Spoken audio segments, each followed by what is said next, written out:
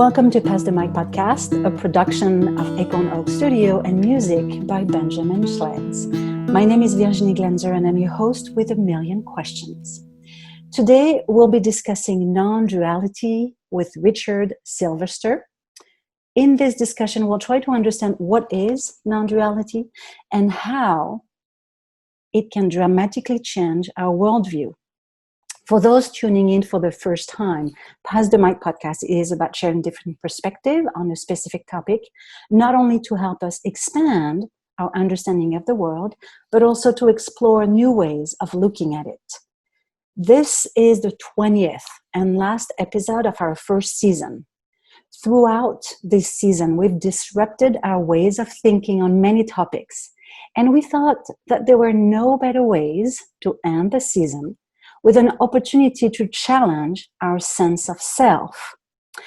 I personally find non-duality fascinating because it challenges our identity and our boundaries, which all our conflicts seems to come from in our personal and professional lives. Before we begin this conversation, let me introduce you to our speaker. I'm very honored to have Richard Sylvester spend a little bit of time with us. He is a humanistic psychologist, therapist, and lecturer.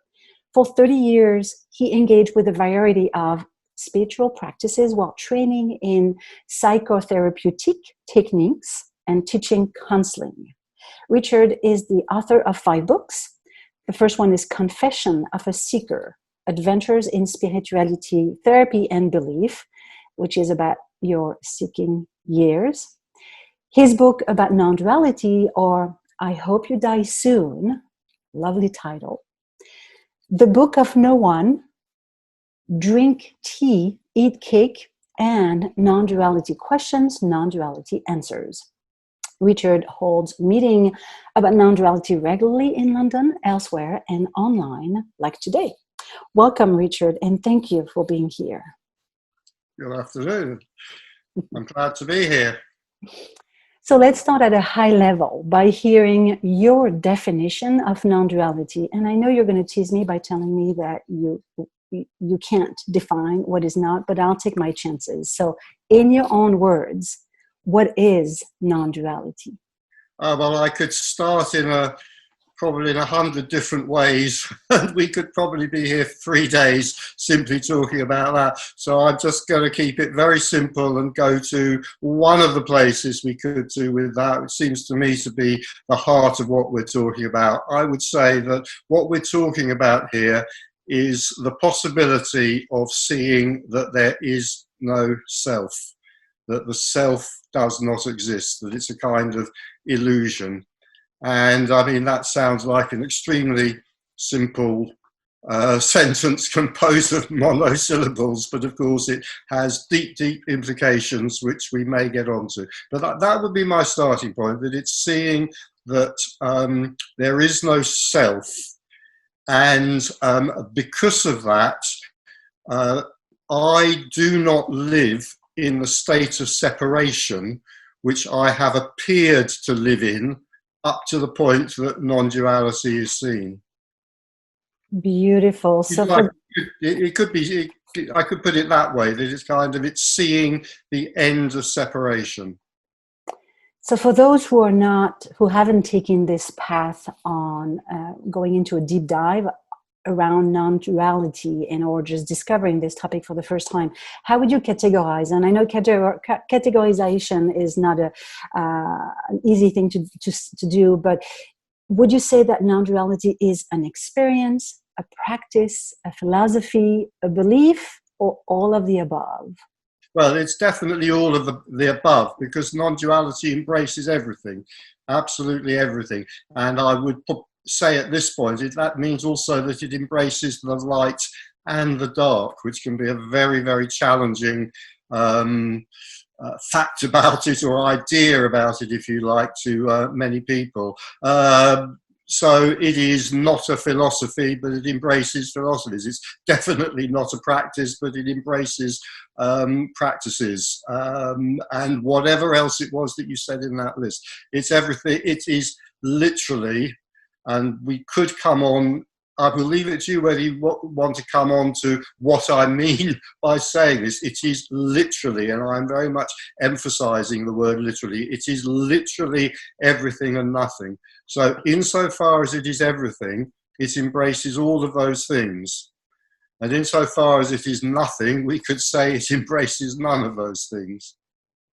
Yeah, that's when it becomes tricky. So you mentioned that it's the idea that there's no separation, that there's no self. So can you briefly define for us the mind? What is the mind and what is the self? First of all, I'll just throw in, I say, it's not an idea. I mean, it's something much, much more than an idea. Right.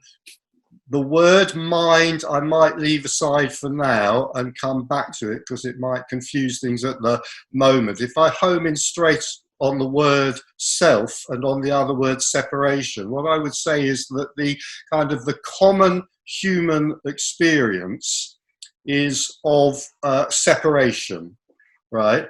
And what I mean by that, another way of putting this is of duality. And duality means two things, just as non-duality means not two things.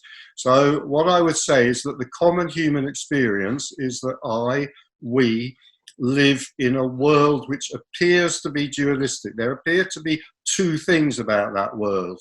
And what those two things are, we could say, is there's the world itself and everything in it. So we could say that one thing is the world, all objects, all people, all other people, and so forth. So that's one thing. The other thing is the sense that I exist as separate from that world, but living in it and moving through it. So that's, if you like, the common experience, the experience of duality. I have a separate self and I move through the world and I bump up against other separate selves and I bump up against objects, and it's all very exciting, and sometimes it's, as we know, it's all rather difficult as well. But there is that absolute sense that I am separate from everything else. If you like, I am in here and everything else is outside me, right? So if we're talking about seeing non-duality, seeing that what I've just described is in a way a kind of appearance or a kind of illusion, that it isn't actually the case. What we're talking about is the possibility that my sense that I am separate from everything else can collapse. There can simply be a collapse of this sense that I am moving through a world which is not me, and there can be the realization that rather than that duality, me and everything else, there is simply oneness.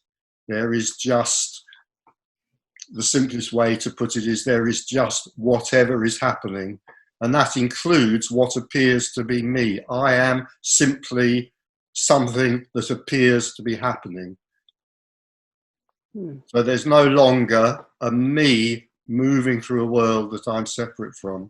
And I think I'll just add at this point, I mean, I don't know how strange, weird or esoteric this may be sounding, or it may be sounding very obvious and simple to some people who listen to it.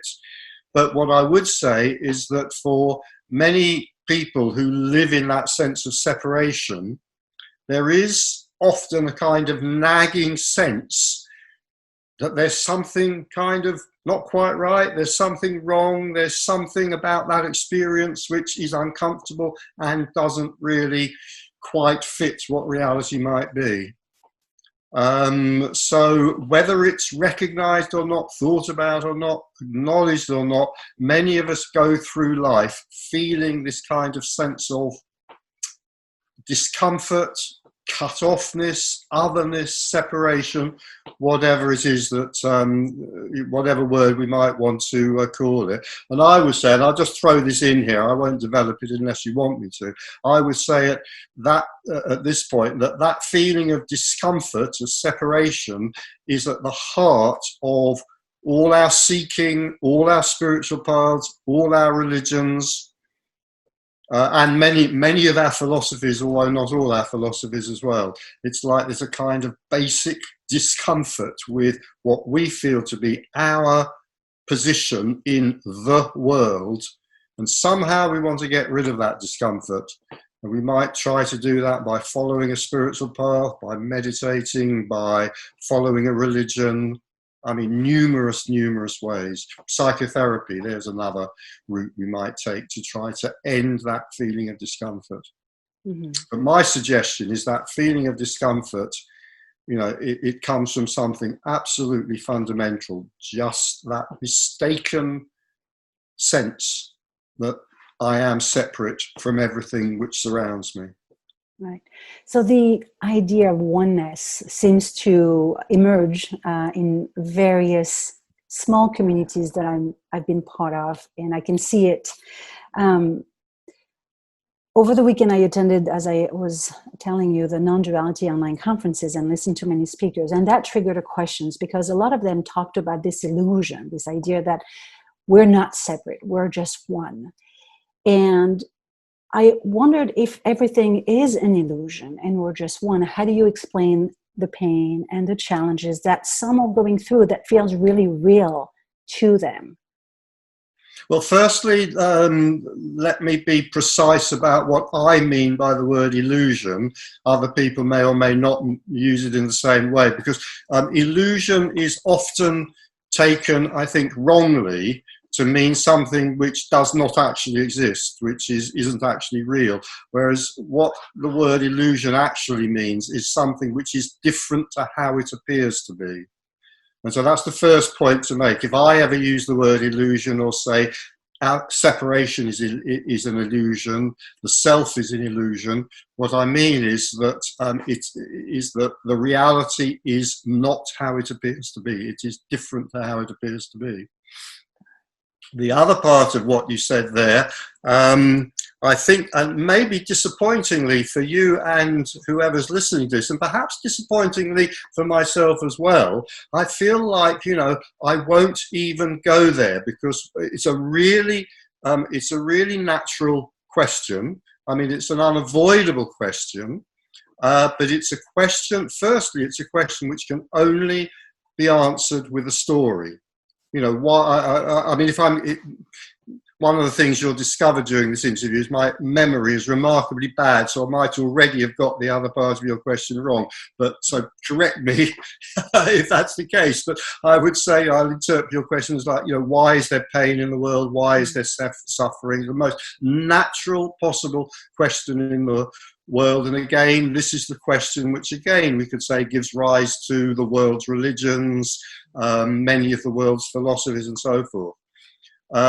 What I have to say about it is probably, you know, very brief and possibly staggeringly boring as well, because what I'm going to say is simply that this question, obvious though it is, fundamental though it is, can only be answered by a story. Right? And it must be obvious, in fact, that there are many stories out there which attempt to answer that question. Well, I'd say we can probably put them into very few groups, actually. You know, there are the stories, for example, of karma. You know, why, if I'm going off track here, by the way, if this isn't about what you actually asked me, please bring me back. But for example, one group of stories to answer that question revolve around some idea or other of karma. You know, that there is suffering because we bring it about through our own action. Another idea, obviously, you know, the kind of the monotheistic religious ideas. You know, there's God and there's the devil, there's good and evil. Suffering may be there to test me, or it may be there for me to grow.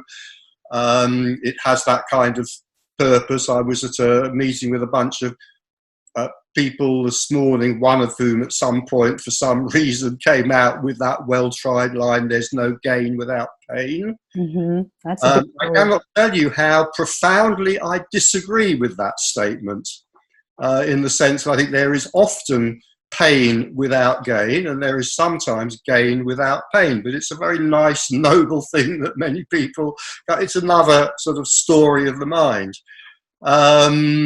Obviously, if you've got an entirely rationalist scientific outlook on life, then you might just say, well, suffering and pain is just the nature of reality.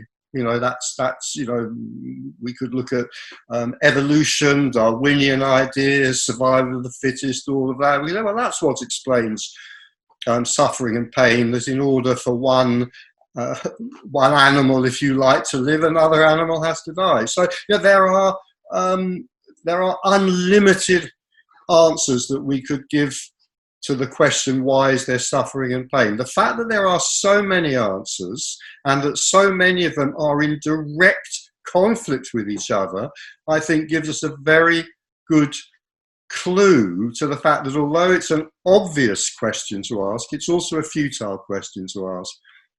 The fact is that we know that what exists, exists. And some of that we can very reasonably define as pain and suffering. And it's perfectly natural for us to look for a justification of that. And at some point, the penny might begin to drop that any answer that we find or give to these questions is just a story in the mind. So if we want a story in the mind, choose one and choose whichever we want. You know, if we want Christianity, have Christianity. If we want karma and Buddhism, have karma and Buddhism. But these are all stories. Right. Okay, so recognition of stories leads us to justify and explain what this human experience. Let's dive a little more on your own experience of non-duality. Can I add one more thing there? Sure. To something you said there. I think noticing that my beliefs and, you know, how I feel the world works, noticing that these are just stories is one of the common characteristics of seeing non-duality, of seeing or seeing through the reality of the self. There isn't a lot that we can say about a commonality amongst individuals where non-duality has been seen, let's say, but I think that is something that very commonly happens, that there is the realization, if you like, that these stories of meaning and purpose and stories which seek to explain suffering and so forth, they are seen through. They're suddenly revealed as not realities, except that they're stories. They're real stories, but that's all. Right. It's almost like removing the curtain and seeing that all there is are stories. That's a wonderful metaphor, moving the curtain. Absolutely, yeah. And people do describe it in that way. It's like another very common description. It's like a veil simply dropping, a veil disappearing. So, are you a religious person, or do you have any religious upbringing? I think I might be quite an unusual person for my age because I had no religious upbringing. Okay. So I didn't have anything that I had to kick against or break away from. I had a very brief flirtation with Christianity in my late teenage years. I am certainly not a religious person. I think I'll go as far here, and you may want to ignore this and not go down this path. I would say that actually I'm quite an anti-religious person. That if we were having a different conversation here, in which we were more interested, let's say, in society and politics and how people get along and all of that kind of thing, then I could probably become quite anti-religious. Well, actually, we'll go very there. relevant to what we're talking about here.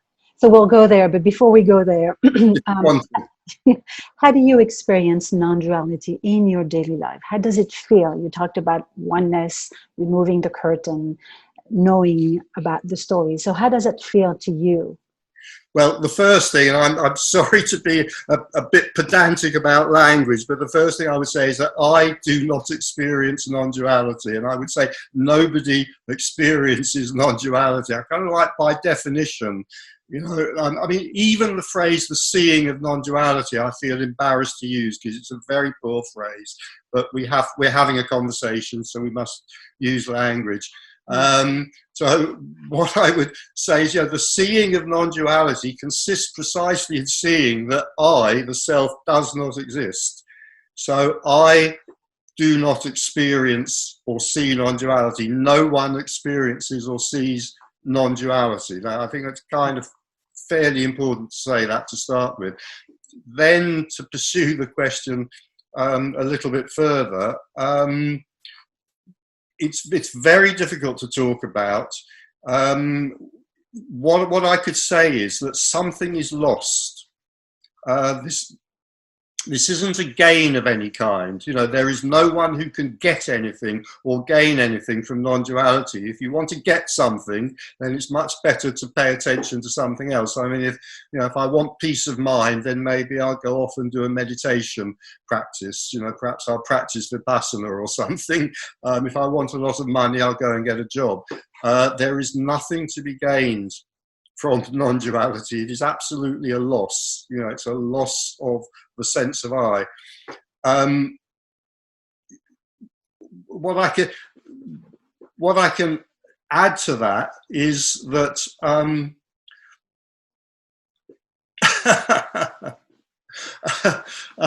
one of the other speakers about this sometimes says, I can't describe this, but when it happens. Not that it will happen for you, but when it happens for you, phone me up, right? So if I'm talking to somebody where this has been seen, very often from what they say, it is very easy to see, this has definitely been seen there.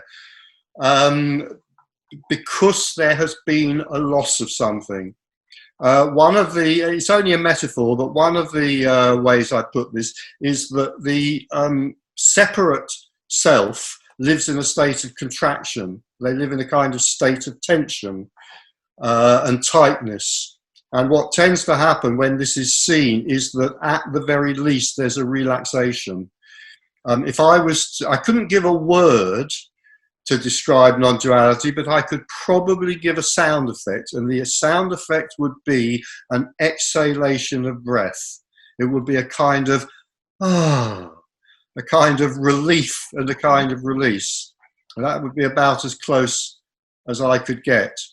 So, although there's no description whatsoever that I could give of this, sometimes what I say is it is at least relaxing. It is at the very least a little bit relaxing.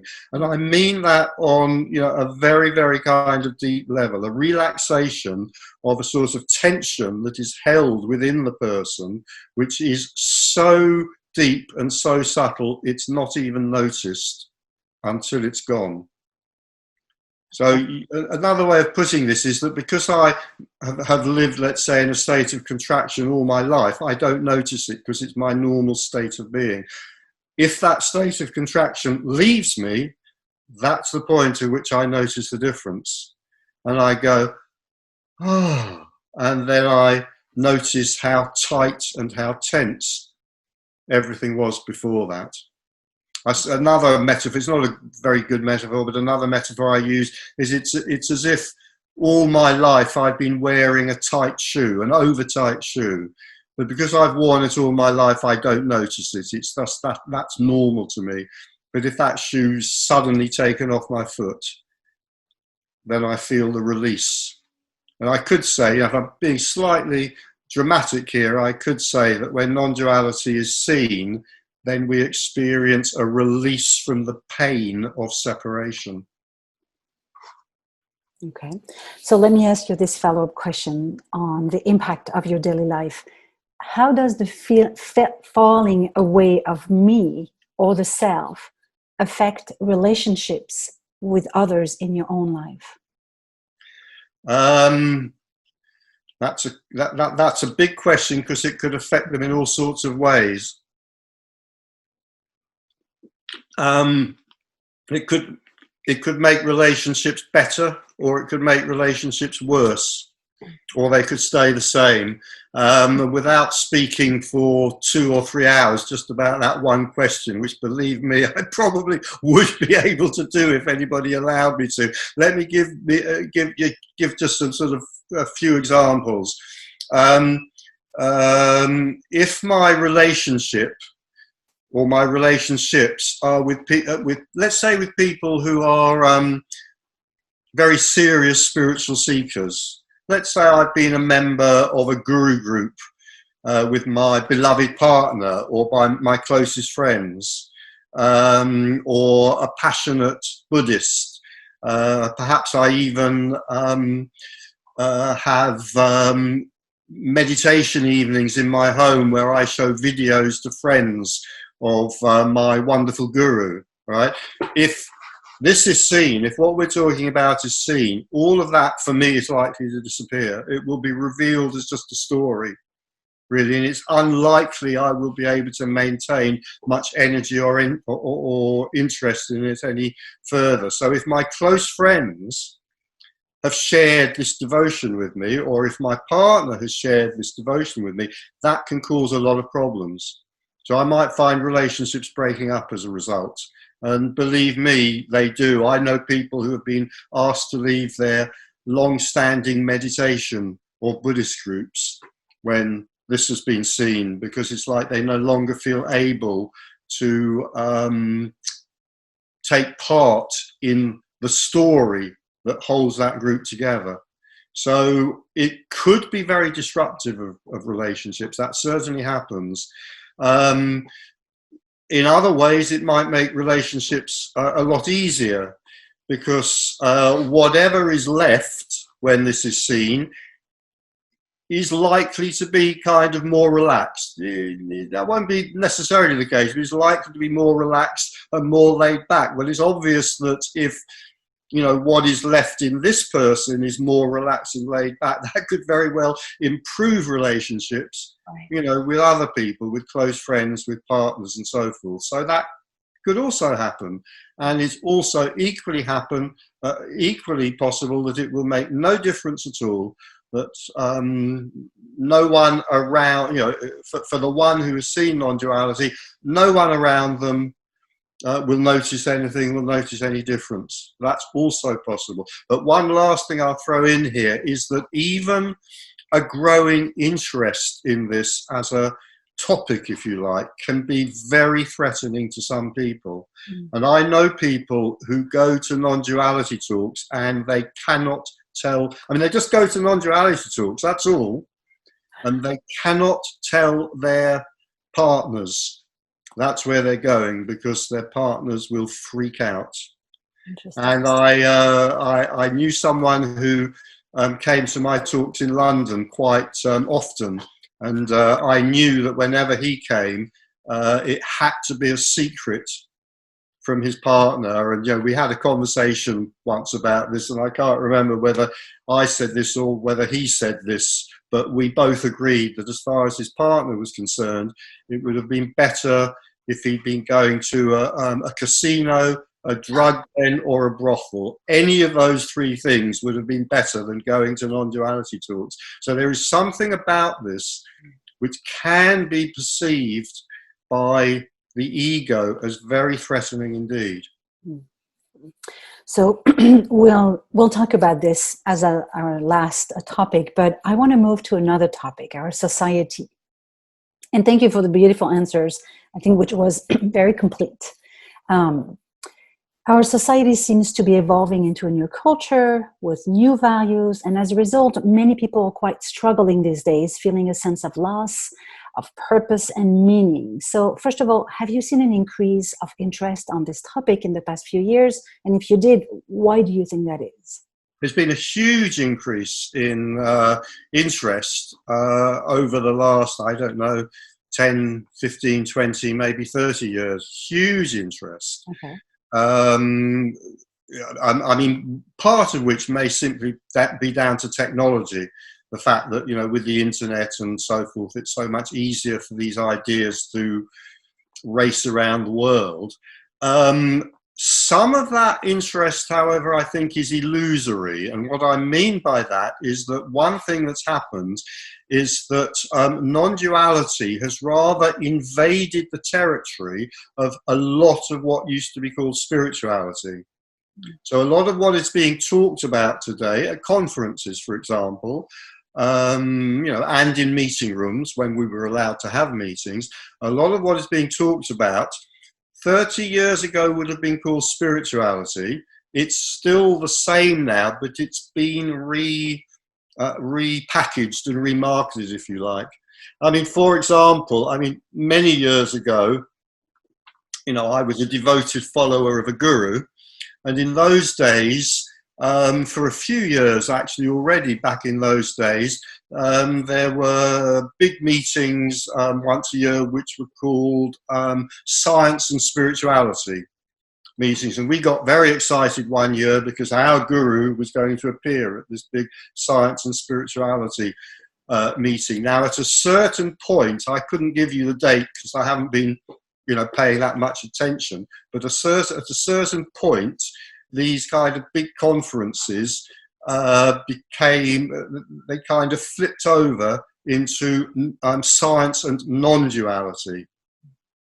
That's a kind of an indication of the extent to which, this term kind of has taken over a lot of the territory that was occupied by spirituality before. I'm not quite sure why that is, but I think it's partly because non-duality sounds, a little bit more respectable, a little bit less flaky than spirituality. But what I would say is that a great deal of what is talked about as non-duality, from my perspective, has nothing to do with non-duality whatsoever, except in the sense that non-duality embraces everything. Right. Do you think the recent decline of trust in our society could be one of the reasons for people to search for alternative, like a new guidance system over the last few years, at least? I don't know how to answer that question. It's obvious that there has been a huge kind of loosening. I think one of the problems of the question is so big, and if you set me off, I could probably still be talking about this in 3 hours' time, and I wouldn't have actually added anything to what is already known. But it's kind of obvious that, that the old religions that had people's mentalities kind of locked in a prison, that, they've weakened, not in every country, of course, but in many societies, the old religions have weakened. Many people have started looking beyond them. It's quite obvious that a variety of spiritual paths which developed in other cultures, particularly in the East, have, and again, air quotations, have invaded the West and have invaded Western culture. So there's this sort of wonderful, vast funfair of options open to me now. We wouldn't have to go too far back in history to discover that I only had a choice of, let's say, 2 variants of one religion, and if I picked the wrong one, I'd be burnt at the stake. So there was very, very limited choice. In the 14th century, or the 16th century even, there was very little choice. Whereas now it's quite obvious that there is this vast array of very colourful rides in the spiritual funfair, let's say, and many of them, have a lot to offer. They're very entertaining, they're very colourful, and from a kind of therapeutic point of view, unlike, I would say, the old religions, one of the benefits of the kind of vast opening of spiritual paths that's now available to us is that some of them, maybe many of them, in fact, are actually able to offer something practical in terms of techniques which are genuinely therapeutic. Which is great. Now, while that's happening, as you pointed to, all the old kind of certainties about life, have crumbled. God is dead. We've invented the atom bomb. Freud's come along and revealed to us our unconscious. And now, well, I don't even want to go there now with the culture wars and so forth, but yeah, it's pretty obvious that there is both a great disintegration, if you like, in terms of belief, attitude to life and so forth, and ferocious political and culture wars going on. I have no idea where all this is going to end, I have to say. Yeah. So yes, and I agree with you that religion very often will provide to people a sense of purpose and a sense of free will. So briefly, and these are big topic, I'm sure, but in the view of non-duality, what do you think of the idea of purpose? Purpose? Oh, purpose is a story that the mind makes up. Okay. What about free will? Is it also just another story? And these are another story. Is free will? Of course. Yeah. Free will is also a wonderful, lovely, very attractive story that, if you like, the person makes up. Yes, absolutely. Yeah. And this, by the way, two of the most challenging things about non-duality. It's very, very challenging to a lot of individuals to say there is no person. There's no person. There's no you. That's a very good way to start an argument in a pub. And an even quicker way to start an argument in a pub is to deny free will, is to say there's no free will. I mean, you say that to somebody in a pub, they'll probably, if they don't punch you, they'll probably just pick up their beer glass and say, don't tell me there's no free will. Look, I just chose to pick up that wine glass, that beer glass. To which, I mean, the obvious response is, well, I think you should go and read some of the very accessible books on the new neuroscience. But the trouble is that might get you punched again if you're in a pub. Yeah. And I think a lot of people are well aware now, whether it's from the neuroscience or the science itself, that we are meaning-making machines. And so really we're free to choose any story and, convince us that this is my purpose, if it makes us feel good. So thank you for this answer, which can be... Can I say something to that? Sure. I think that phrase, meaning-making machine, is absolutely wonderful. I love it. I love it. But I would say, well, the natural thing to say is, therefore, I am free to choose any meaning I want. That's very, very postmodern and wonderful. But what I would say to that is, that's another part, if you like, of the illusion. What actually happens is, an idea comes up, a thought comes up. And the thought might be, I am attracted to the meaning that the Sufis convey upon the world. So I have chosen that path. I have chosen the path of the Sufis because I'm attracted to that. And I would say that's just another part of the illusion. You see, I would say, I'd say, no, I'm not. I haven't chosen that freely. Not just because free will doesn't exist, but because I don't exist. I mean, this is far more radical than saying that free will doesn't exist. We say free will doesn't exist. We are positing a person who does not have free will. What I'm saying is, even that is going too far. There is no person. So in a way, the question of whether the person has free will or not simply dissolves. If there is no person, there is no possibility of free will. Okay. So the next two questions are trying to understand how you, as someone who has seen non-duality or experience, and put the words, choose the words you want, react and come about in the world. So the first question is this. Staying with society for a moment, when we look at the outside world, it's quite easy to witness many political and economical abuses against individuals. And of course, you can say, well, these are just stories. But I'm not going to go into details, but there's many laws that just favors a few, like the American Cloud Act that gives the US the right to take any private data from any organization worldwide who uses Amazon web services, or the lack of personal freedom of speech with the Chinese government rolling out a new law barring internet users from posting any negative online content about the country. And I could go on and on. But when one understands non-duality, how do you respond to the world? Do you put your head in the sand, or do you pick a side?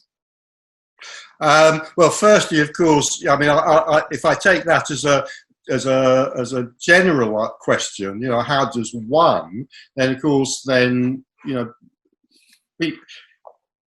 individuals respond entirely individually. Of course, if I take it in, it's addressed to me. Mm-hmm. I happen to have quite a political personality.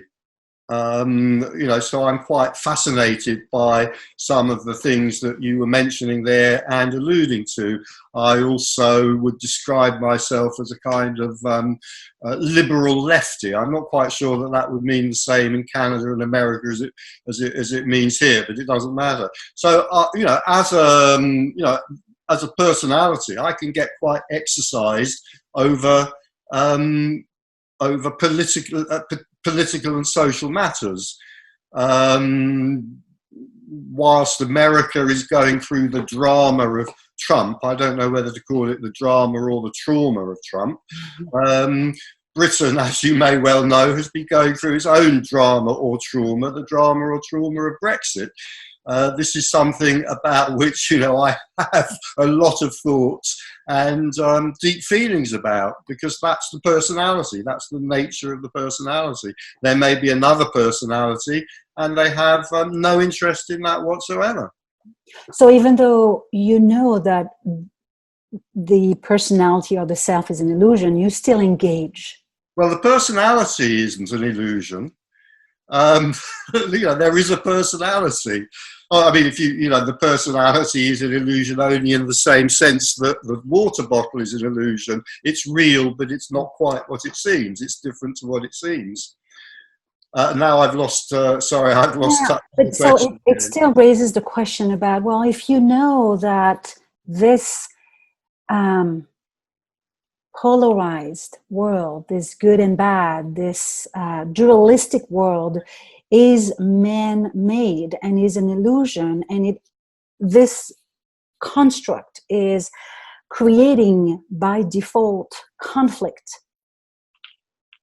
and I know about it, isn't there a better way to engage with this conflictual world than just to pick a side? Well, it will be engaged with.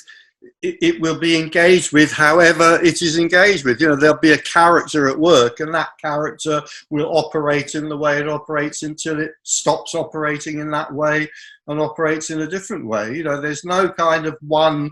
I think there's a kind of. I think there's this sort of kind of feeling that somehow there are certain. I'm not going to use the word truth. There are certain realities about the world, which, if those realities are seen, then somehow the individual who has seen them should somehow now kind of float on a cloud above opinion. But somehow it is a very good thing not to have opinion. Somehow, if you like, it's spiritual not to have opinions.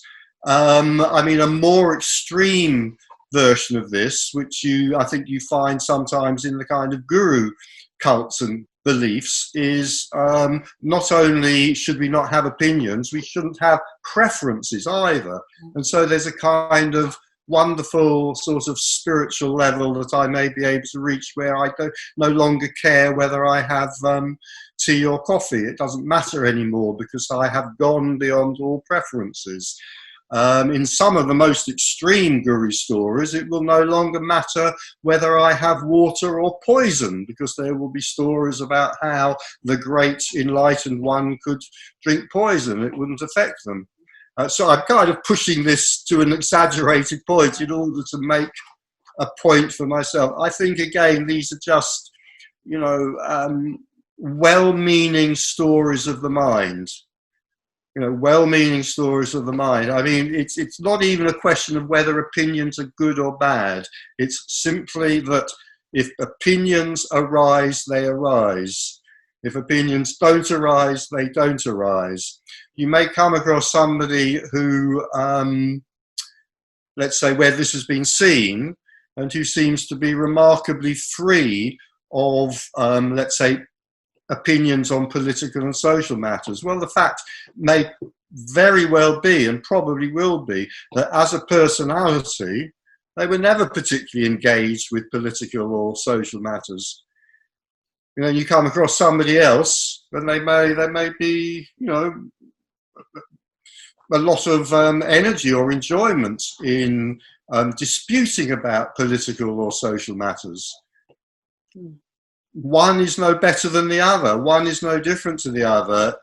They are, if you like, a way of putting this is that feeling calm and peaceful about who the next president of America may be is simply a manifestation of oneness. Being passionately engaged in whether it's Trump or Biden is also a manifestation of oneness.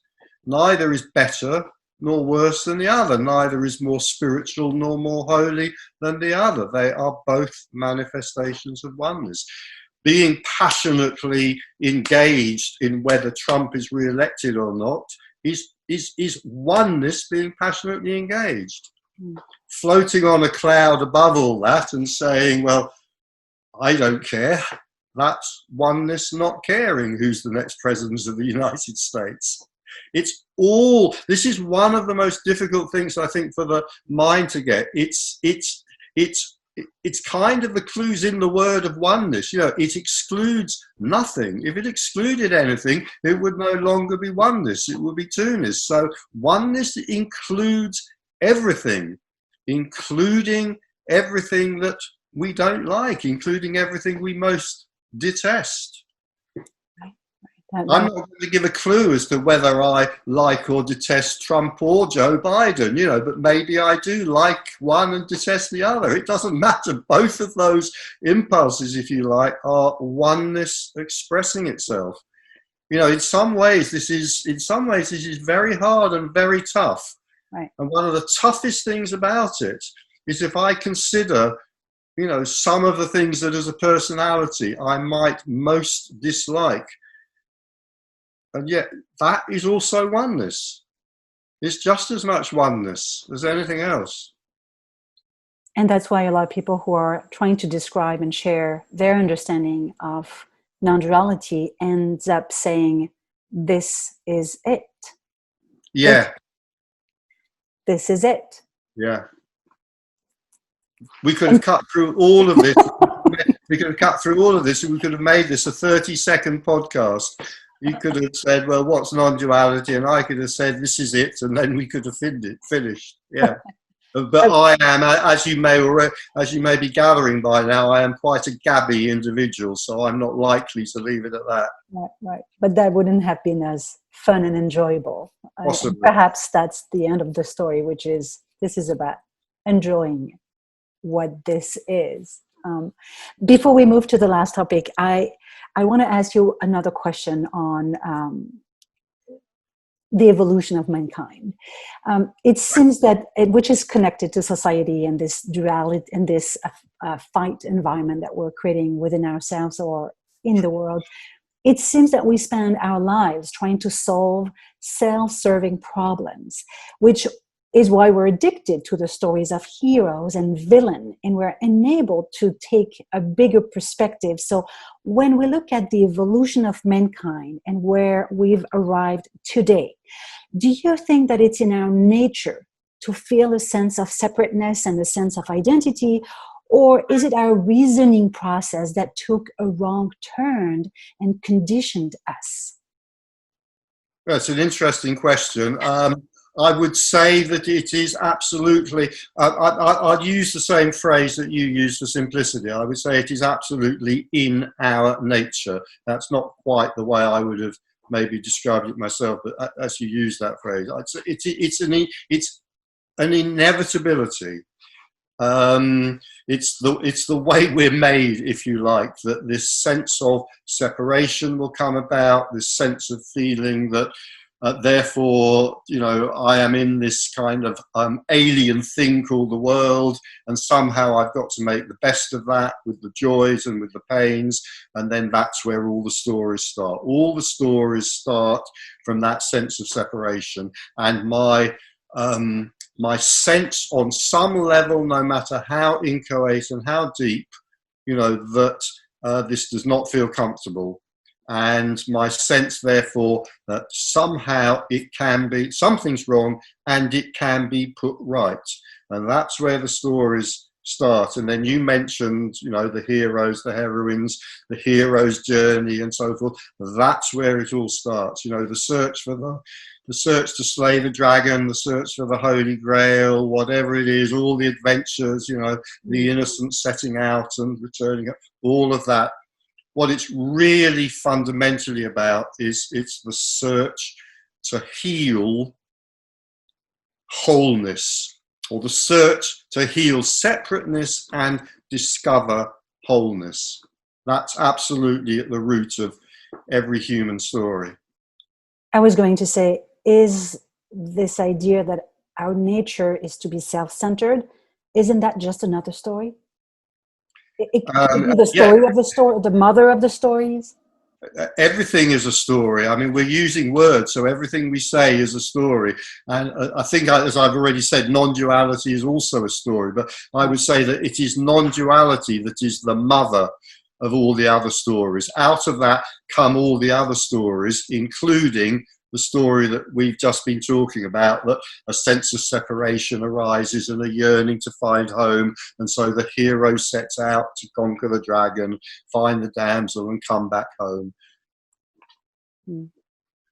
But we're using words here, and every word is a story. Yes, every word invites a story, if you like. Yeah. So in the introduction, I said that non-duality can dramatically change our worldview. And here's a question that I'm very excited about, which I'm keeping wide on purpose.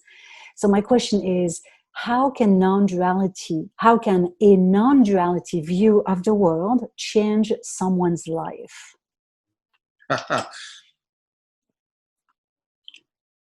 Well, I'll go back to this thing, that I think I've already said non-duality is not instrumental in any way. Mm-hmm. It cannot be used in any way. I think I've referred already to Tony Parsons. I quoted him before. One of the things that he says about non-duality quite often, about the person, he says, the mind is a businessman.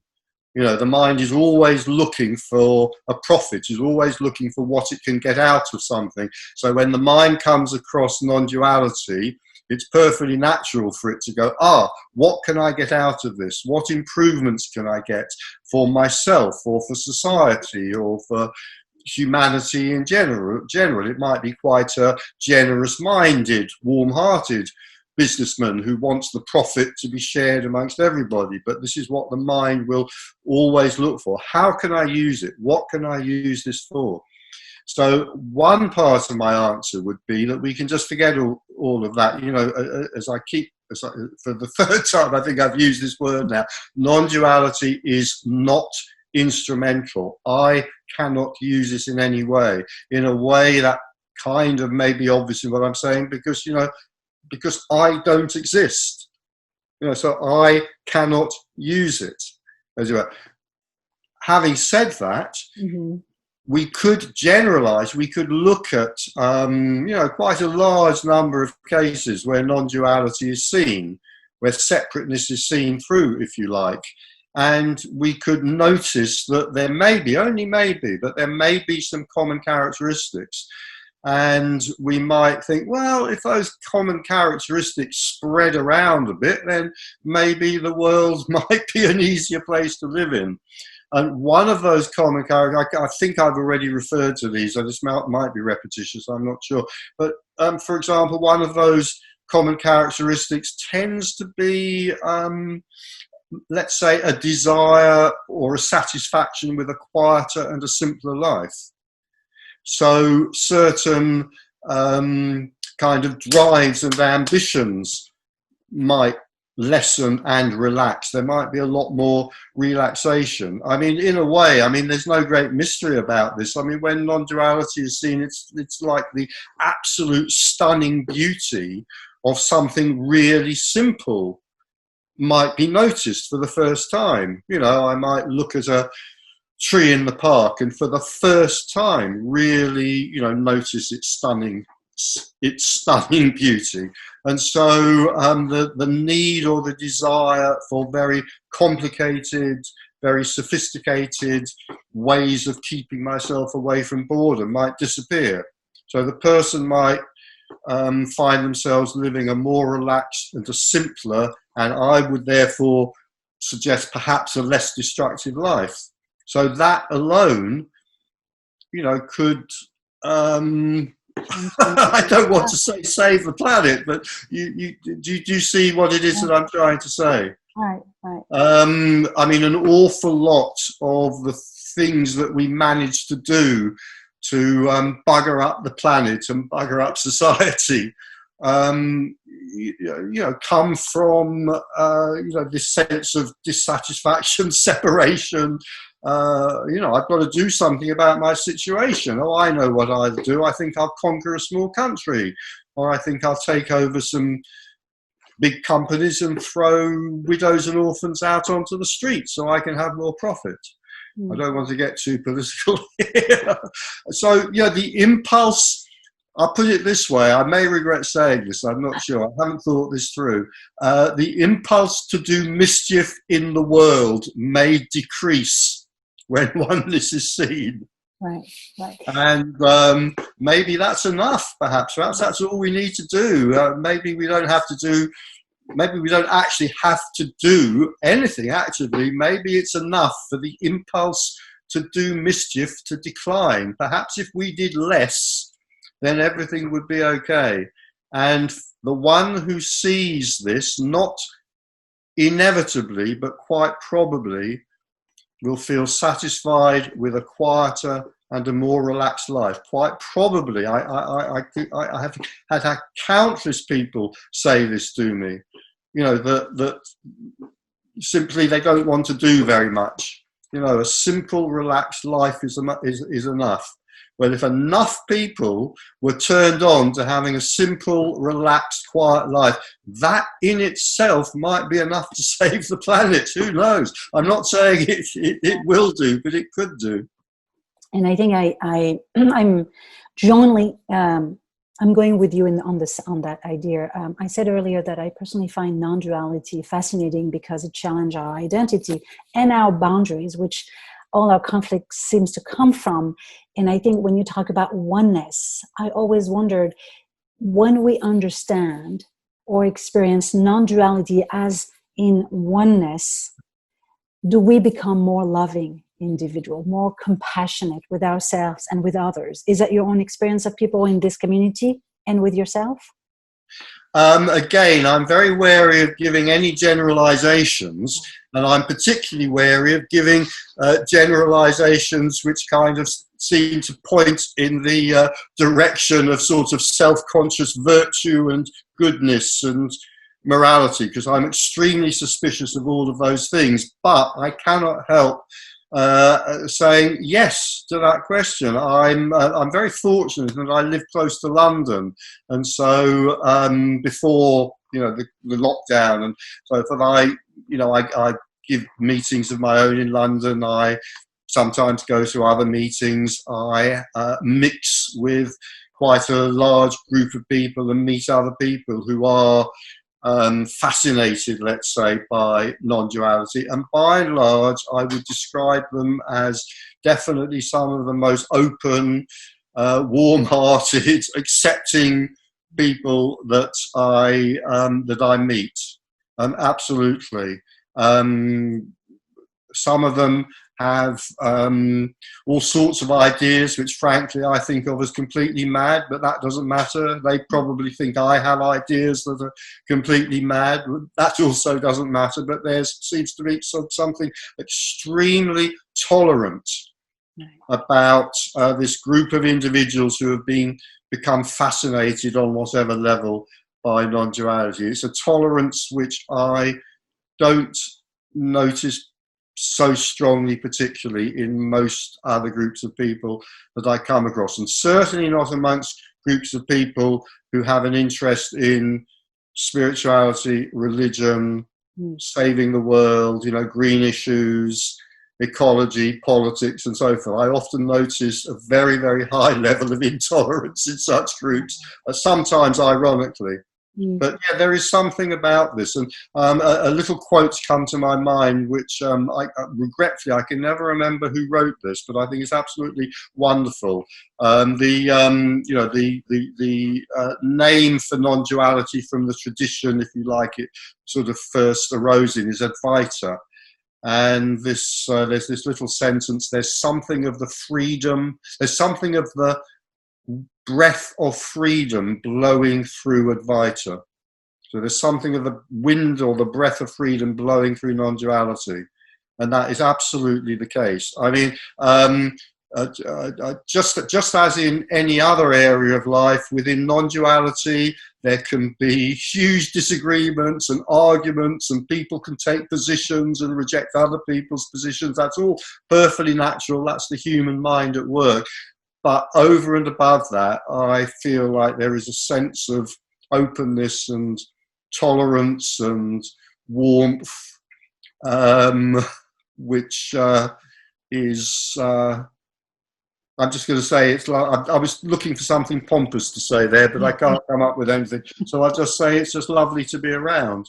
Right. And one of the reasons that I, enjoy occasionally doing things like this, talking about it. right. Yeah. In the beginning, you started saying and describing non-duality as a sense, something more that was connected to a sense of loss, and that there was no gain. And I'm always wondering what it means to live while being loosely attached to our identity, our sense of self. And I think there, as you just quoted, there is a sense of freedom, not just contentment or peace, relaxation, but also a sense of freedom. And that can lead people who are in that quest, in a way, to co-create. And that, as you mentioned, might be a door to a better world. So it's interesting. Do you feel that there's a not necessarily gain of freedom, but there's something about freedom that we can experience when we lose ourselves, our sense of self and our identity? Yeah, I'd slightly rephrase it, being rather pedantic. And I say, well, of course, we can't experience that because we're not there. But nevertheless, yeah, there is something of, absolutely something of freedom about this. It is in itself freeing. I mean, ultimately, seeing non-duality frees us from the burden of being a person, from the burden of having a self. Yeah, absolutely. Right. I'm making no predictions about that leading anywhere or creating anything in, what's the air quotations again, the real world, whatever that means. Right. Wait and see. Everything's unpredictable. I have no idea, but exactly. So thank you, Richard, for this insightful and rich conversation that I'm definitely looking forward to listening again. The intention for this podcast is to help each of us become the self-authoring leader of our own lives through meaningful action. And so I was wondering if there are any reflection that have emerged from our conversation, or any last thought that you feel was left unsaid that you would like to leave us with. Oh, that's put me on the spot, and the answer to that is probably not. I mean, the questions were very interesting and very full. And I think, what we were talking about at the end there is a very good place to leave it. In fact, there is something of the breath of freedom blowing through non-duality. I think that's a very good last word. Wonderful. Well, thank you so much for spending time with me today and for sharing your view of the world. I hope this can inspire people to challenge their sense of identity like it inspired me, and give them the freedom to create and just enjoy life as it is meant to be, at least in my view. What's the best way to connect with you for anyone who wants to learn more? Oh, my website, I should think, www.richardsylvester.com. My email address and phone number and so forth is, on there. So that would be the point of contact. Wonderful. We'll put that on the recording and on the video. So thank you so much. Okay, thank you. It's been fun.